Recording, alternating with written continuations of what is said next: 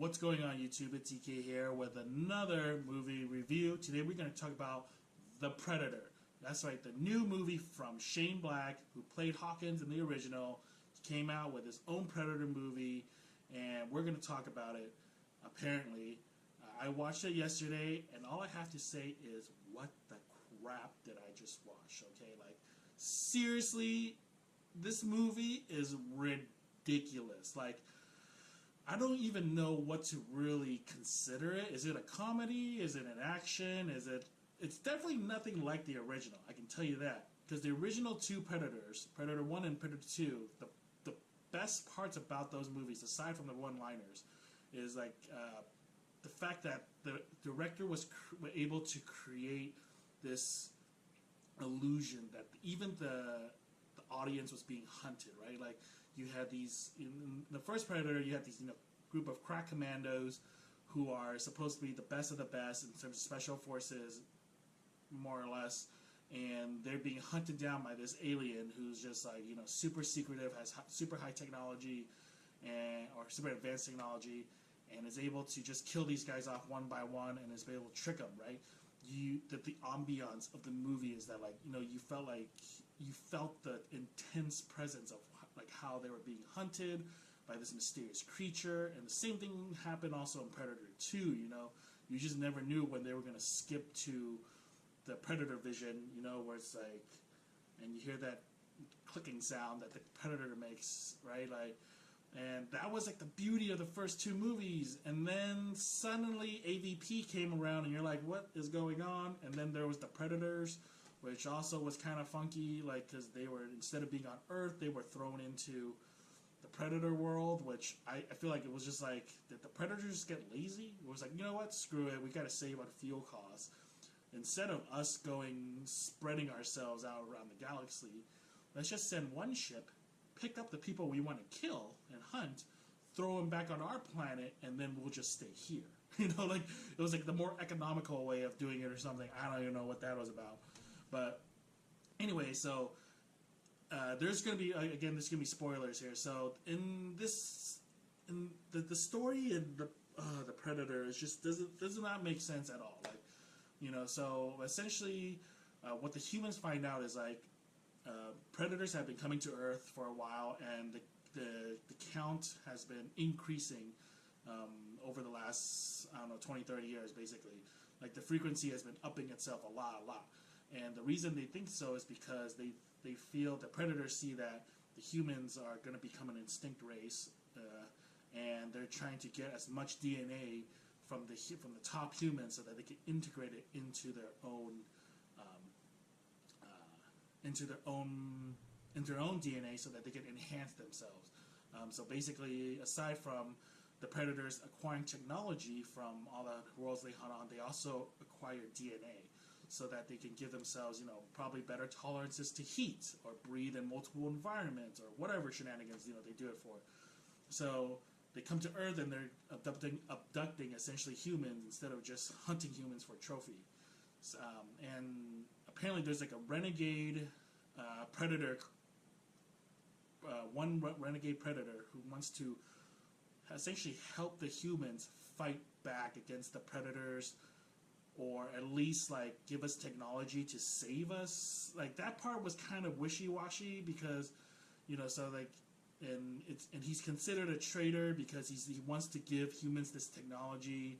And like, so they, in order for the predators to counter that, they send like this giant predator who's like, Predator Prime, to hunt this guy down. And this fool is so jacked up in terms of DNA, is like, he can create armor from under his skin, like, and he doesn't even need blasters. He just has this crazy like spear gun thing that's on his arm. Like, he's totally completely different from most predators. He doesn't even wear the mask, which I thought was kind of funky, because I thought that was like one of the coolest things about predators, is the mask, like all the things it can do.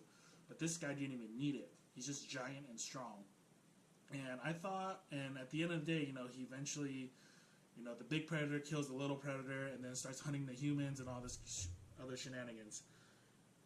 I'm not even going into the characters, because the characters are really funny, and it's really weird, and they're pretty fun, and they're pretty cool characters. I would say, like, if this was a comedy, it would be awesome. Like, All the characters are super funny. All the one-liners and jokes are awesome, but it's a Predator movie. We're not watching, Rush Hour Predator. This is not supposed to be a comedy action flick.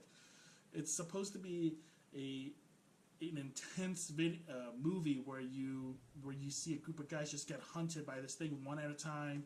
Yeah, it's gory, it's full of action, and all those things are great, but it's not the true Predator movie that it once was. I mean, if it's going a different way, fine.